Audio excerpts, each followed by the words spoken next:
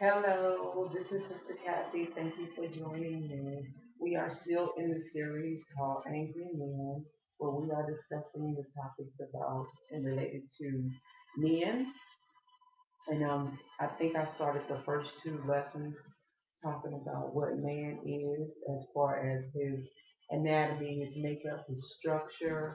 And then I talked about a little bit about the way man thinks is different than the way that a woman thinks. So if you want to kind of get a better foundation for this whole series, then you need to start with the first two videos. So do them in sequential order so you can get the most out of these videos.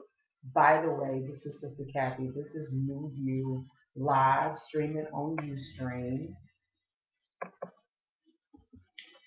And I'm going to let social media know now that I am on live and that they can join me.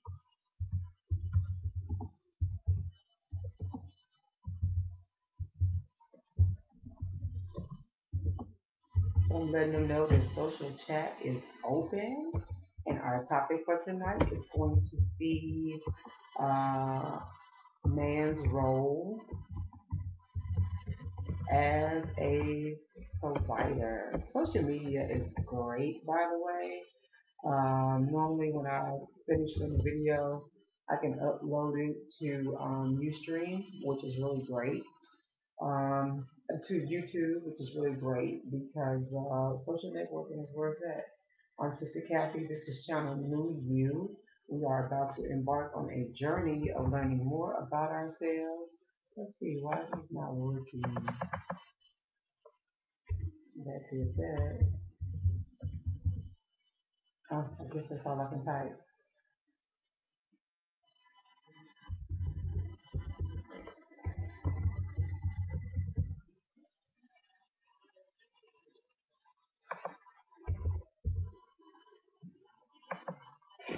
And there we go. And I'm sharing this on Facebook.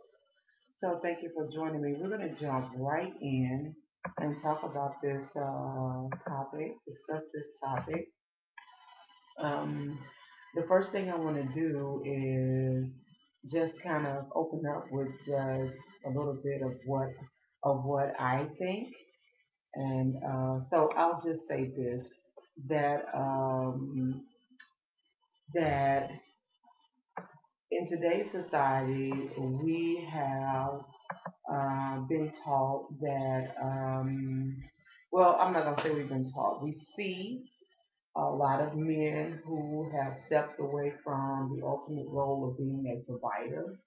I do know now that we do have a lot of um, two parents working in the family, and that's good. That's great. It's really not about who's working and who's not working. It's really about a man understanding that that is his role.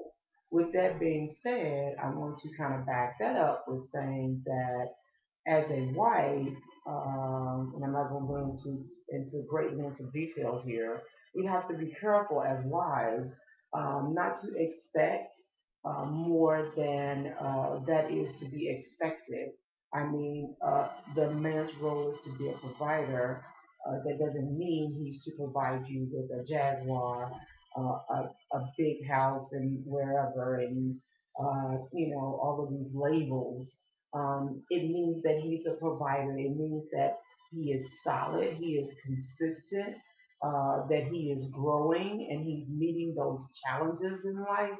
He's facing them, and he's not letting himself be torn down.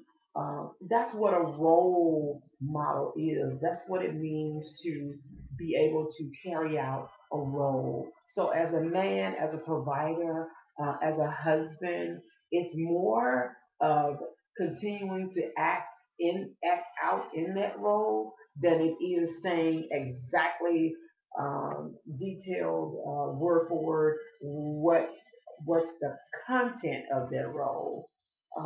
Meaning, like I said, your role is to be a provider, to be a consistent provider. So let's just talk about that. So being in a role, you are consistent. Think about Erica Kane, and I know this is all about God, so this might be hard for you guys to do.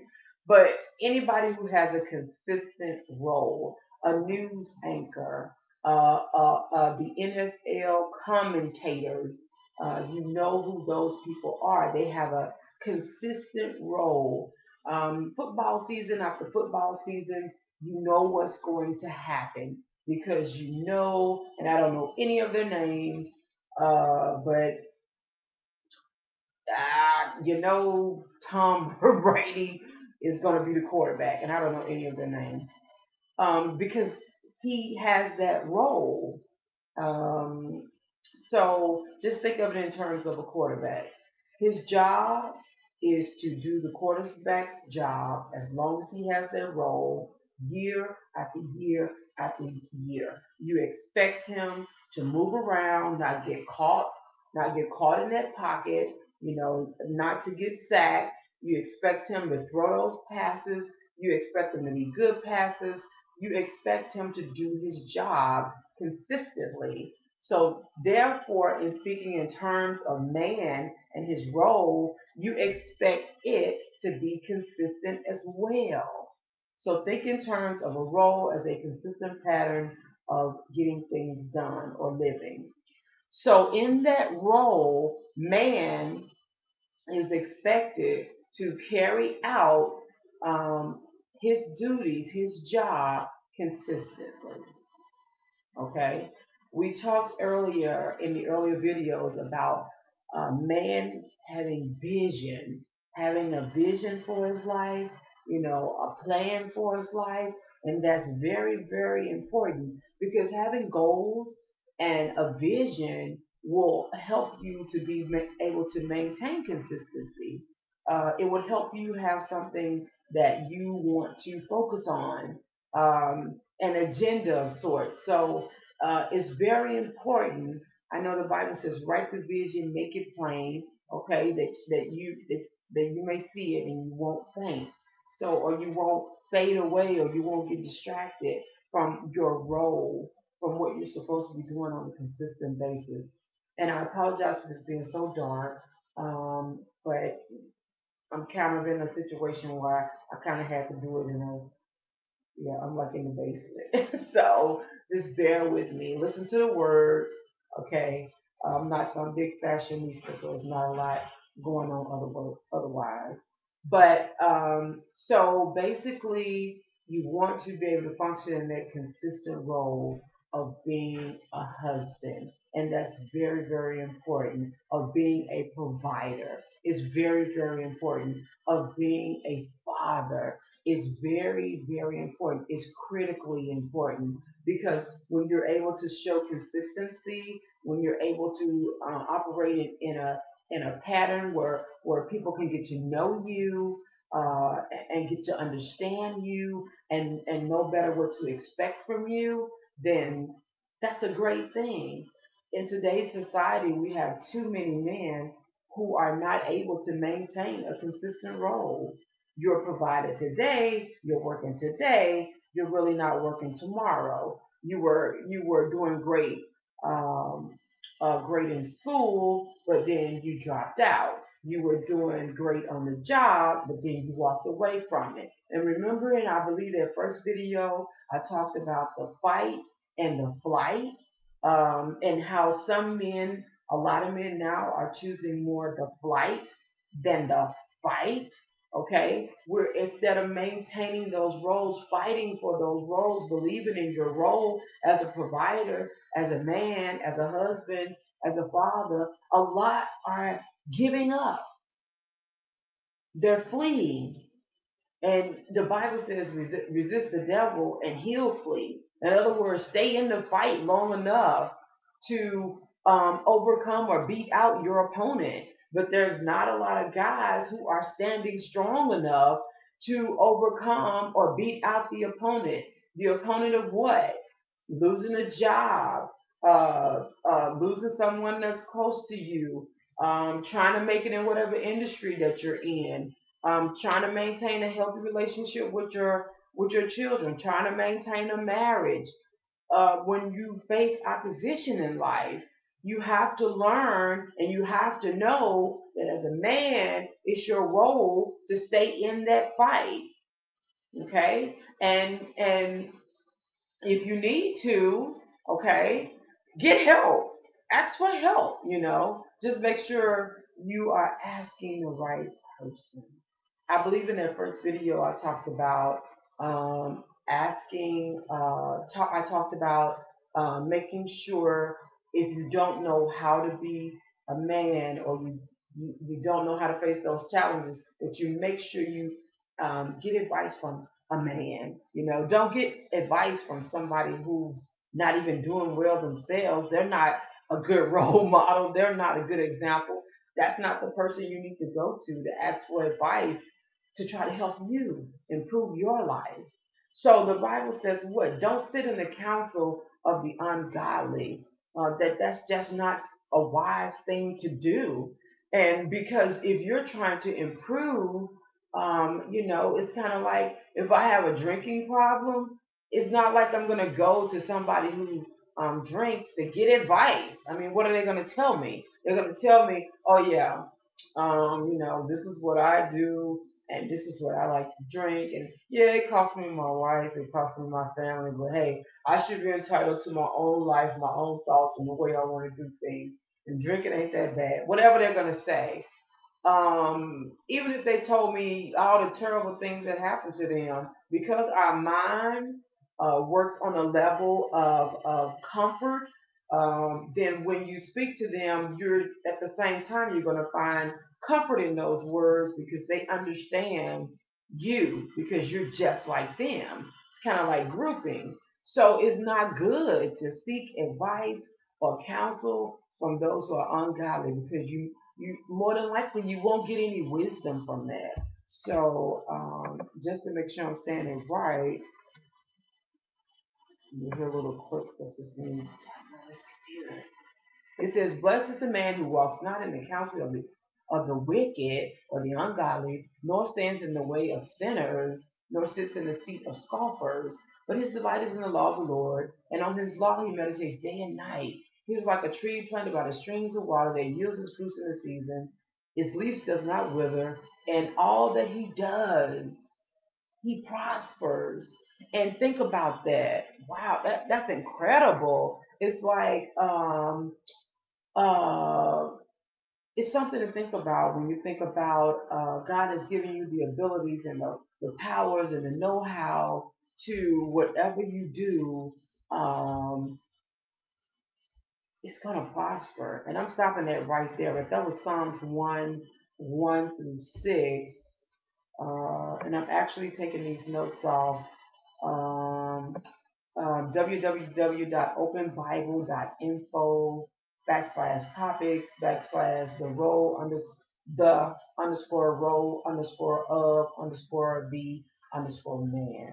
So I'm just using it for scriptural references because I didn't want to be kind of like flipping through my Bible. So you kind of have to have like screens open or whatever. So it says right there, don't seek advice from the ungodly because that's just not a wise thing to do because they probably won't be, they're not going to be able to give you those answers that you need to improve your life. Because, like I said, a lot of times you find comfort when you're listening to people who are not in a position to demonstrate to you what is appropriate. You find comfort in it. It kind of makes you feel comfortable because you feel like they know what I'm going through. They know why I feel the way I feel. So a lot of times you can't walk away strengthened or encouraged or corrected. And I know that's not something we like. We don't like to be corrected, but you can't walk away corrected because the person you're talking to is not correct. I mean, it makes perfect sense. It's like if you know that the cop is a thief, you're gonna call him a crooked cop. Why don't you just relate to him as a police officer? Because he's crooked. You're gonna identify whatever the problem is first. You're gonna tag it, and because that person can't tell you anything because they're not right themselves. So you got to think about that when you're seeking counseling. How much information can this person really give you if they're not being a good example, they're not being a good role model. Okay. So we're going to move on. It's very important that we begin to understand how important it is, men, how important it is for you to maintain your roles in life. It's critical. It's so important that you do that. And I know that society has really stripped men, especially our African American men. They have really been stripped of their identity. They have really lost focus of how important it is, how important they are. And men, you are just so important. Is crucial that you begin to understand that and that you begin to just identify with who you are. You are a great provider. God gave you all the tools necessary for you to be a great father, a great spouse, whatever, a great leader in the community, in the school systems, in your neighborhood. You have the capacity to do great work, but a lot of men are so distracted. And of course, the biggest distraction is sin. Every man is drawn away by what? The lust of the eye, lust of the flesh, the pride of life. We all know that. So we need to get back to that center. We need to get back to that focal point so we can begin to grow. And thank you for joining me, all my viewers. This is Sister Kathy. You on Ustream Live, channel New You, and we're talking about men. And the focus, the overall topic is angry men. But tonight we're talking about your role as a man. So the more we begin to understand that, how important it is for you to maintain your role and what your role is, then we can grow. So I challenge you to think more on that line. Am I maintaining my role as a man? Am I being a father consistently? Am I showing my sons and my daughters what it means to be a man, what it means to be a husband? What can your daughter expect from the guy that's going to be in her life if she sees you being inconsistent, if she see you, you know, acting in your role one day and not the next day? What would it be like if the quarterback showed up as the running back? That's just confusing. If you're a husband, what would it be like if you're a husband one day and you're acting like you single the next day? You treat your wife with respect and one day, one month, whatever, and then the next thing you know, you're doing something else. That's a confusing message. It's conflicting. It's damaging. So we don't want to do that. We want to maintain our consistency, even if you're in the workplace. You want to maintain your role. You want to maintain that structure, and it's so important. I see a lot of men struggling, a lot of men. And I know it's hard out there. I know it's hard to maintain these jobs. I know it's hard to move ahead, and especially in the African American community. I'm not just speaking to the African American community, I'm talking about men in general. I know it's hard, but the reward is in being consistent because you are known. You're going to be known. You understand? You're going to be known by the fruit that you bear. You're going to be known by the things that you do. So if you're an inconsistent person, that's what you're going to be known by. If you're a person who is not a good provider, don't get upset when people say, "Oh, you don't have a job again." Some people say, "Well, it's just no fault of my own." Sometimes it is because you haven't taken the time out to seek your purpose in life, to understand better your role in life. And if you understand better your role in life and that you have to be consistent with it, sometimes that challenges you to do what's necessary to fulfill that role, right? If you apply for a job as a construction worker and your main job is roofing, and me having a construction in my background through my family, I understand that you have to learn how to scale a roof, how to walk on that roof. You have to learn how to work on that roof, balance yourself. You have to get familiar with the tools that you're going to use on that roof. In today's construction environment, and I don't know the latest tools, but I do know that a hammer is kind of a thing of the past. You have to use these guns, and they like shoot nails. So you like shoot, shoot, shoot. Working that roof. So as a man, it's your job to figure out what's working. What's working? The role doesn't change. You're still a roofer. Okay, so nothing is switching gears here, but the thing is, what tools do I need to make me more effective as a husband, as a provider, as a father? What do I need to do? Where do I need to fit in? And when I find out what I'm expected to do, when you find out you are expected, okay, as a husband to love your wife. When you find that out, then it's your job to get the necessary tools to be effective in that capacity. Okay? So, since we're on the subject of being a provider, and we're talking about now being a husband, let's look at that right quick. So, it says that in the role of a husband, and you're not gonna get everything from this video, trust me.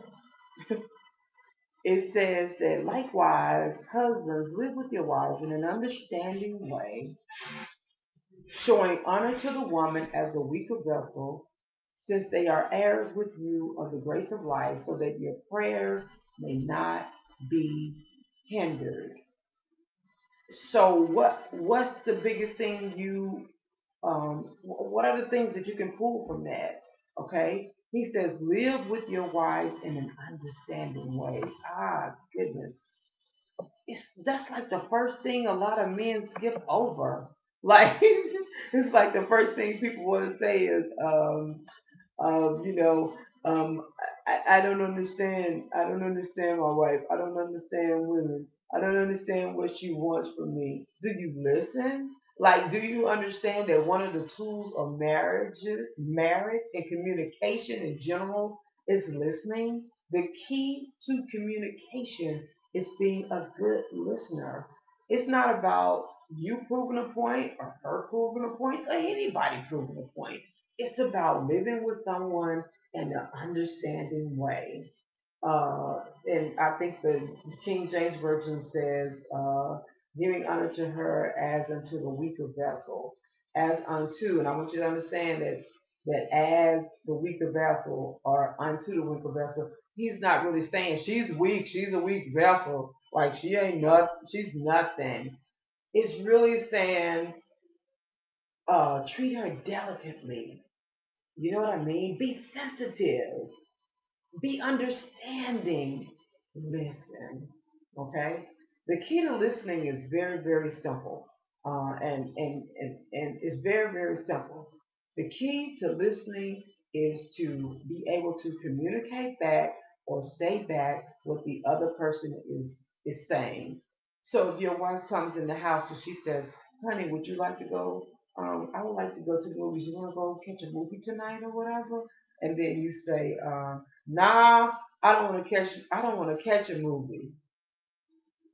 You weren't listening. She said she would like to go catch a movie. Would you like to go? So really what she was saying was, translation, I want to spend some time with you. Okay? And I would like to go and see this movie. Will you go with me? Now, if you're being understanding, if you're being sensitive to her request, if you are listening, then there's a lot of ways you can handle this. My suggestion would be to grab your jacket and get your card ready and take it to the movies and have a nice time.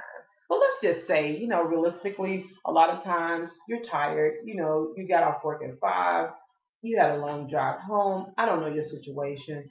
But realistically, you could have had a long day. Who knows? If you go to the movies, it might lighten your day. Because remember, I don't want to get too deep into this, but she's your help meet. She's fit to help you. So a lot of times, me and you fail to realize that when your wife makes a suggestion, if you would just appease her, if you would try to satisfy her and give her what she's requesting, a lot of times it's going to be for your benefit. In the end, you probably can't see it, but trust me, a lot of times it's for your benefit. So let's just go back into this. If you're, if you're exhausted, you're tired, bottom line is you don't want to go to the movies, that's it. How can you do that in a loving and a kind way? How can you suggest to your wife that maybe you can go next Friday or the weekend if she's asking you this on a Wednesday or something like that? Do it in an understanding way. Okay? Do it in a loving and in a kind way. Okay? Don't reject her. Don't just turn her down. Don't just look at her like she's crazy. But in an understanding way. Everybody likes to get out of the house. Everybody likes to do something different every once in a while. Okay? That's like simple stuff. So you want to do it in an understanding way. Oh, I know I'm helping some people. I can feel it. So you want to think about those things, okay? Simple things. But it's just that's your role. That's what you're doing.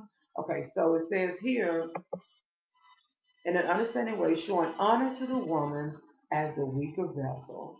So just being sensitive to her, just being kind to her, just knowing that you're her man and your words come out strong. Man, you have no idea how strong you are. You are strong. You have so much power in your voice. You have so much power in your voice that women are just weak to it. I mean, how you think you get us to the altar? You don't just get us to the altar. We listen to you. We listen to your kind words. We listen to your voice, and it soothes us. It makes us feel comfortable. And so with that voice, you also want to be kind. You want to be gentle. You want to be sensitive to her needs. You want to fulfill that role. So it's very important that you understand that. And so when you do that, it says showing honor to the woman as the weaker vessel, says they are heirs with you in grace of life. You two are a team. You're not above her. You're not dragging the woman behind you like you're in a cave. You two are heirs together. You two are working together. You're the head. A lot of people are always talking about subjection. My wife needs to be subject to me and all of this. I got news for you. If you are sensitive to her needs, if you are understanding, if you approach her in an understanding way, you wouldn't have to talk about your wife being subject to you. That's just the truth. You wouldn't have to talk about her not doing the things that you would desire her to do because she would do them. Okay, I'm 40 years old. I talk to women every day. I'm a hairstylist. Okay, let me tell you something. You don't have to do much, but if you fulfill your role, if you maintain your role, she's going to follow you. That's like 99.9% accurate. I'm telling you, that's a fact. So, because you guys are heirs together in grace of life. And life in itself is just a beautiful and it's an awesome thing. So if men would just if you guys would just learn that, you know. So then it says so that your prayers be not hindered. In other words, so you can maintain whatever structure you have in place, you can maintain it and you can grow. Everything in life has a foundation. Everything in life is built on certain principles. And if those once those things are intact and they're solid, then you can grow from there. And it's just that simple. That's why it's so important that you understand your role as a man, as a provider, as a father. I'm going to end it right there because I like to do these sessions for only 30 minutes. Download this to your MP3 player, your iPhone, whatever. I want you to take your time and listen to this video. I want you to really get it down in your system what I'm talking about because I feel very strongly about this and I feel like it's very, very important. Remember what I said tonight about getting the tools that are necessary for your life, for you to be able to fulfill that role. Your role is a consistent pattern, a way of doing things, always representing. If you are Mr. Flag, you are Mr. Flag. You get up that pole, you wave every day. I don't care if it's rain, sleet, snow, a thunderstorm. You don't come down. You wave every day. And guess what? When something tragic happens, you may come down for a little while. Okay? It may pull you down for a little while. But guess what? That next day, you're going to be able to go, if you're a real man, you're going to be able to go right back up that pole and wave proudly. Okay? Don't be afraid to fulfill your role in life. Don't be afraid to accept your role in life. You are fearfully and wonderfully made. You are a creative genius. God has put favor on your life, okay? And He has given you all the ability and capabilities that you need to be successful. This is Channel New You. This is Sister Kathy on Ustream Live. I appreciate you joining me tonight. This video will be saved for your viewing pleasure at your leisure.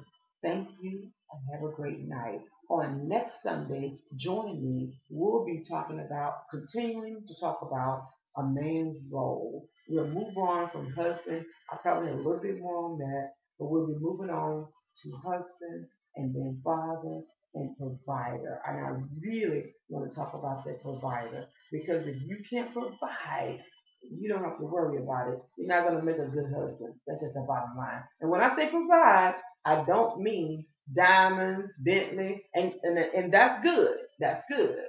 But now, if you just remember I talked about tonight your role being consistent. Okay, so if you're in that role and you're being consistent, you're gonna be a good provider. So don't get alarmed by the subject. It's not like that. So thank you for joining me again. This is Sister Kathy on New You. I'm gonna see you the next time.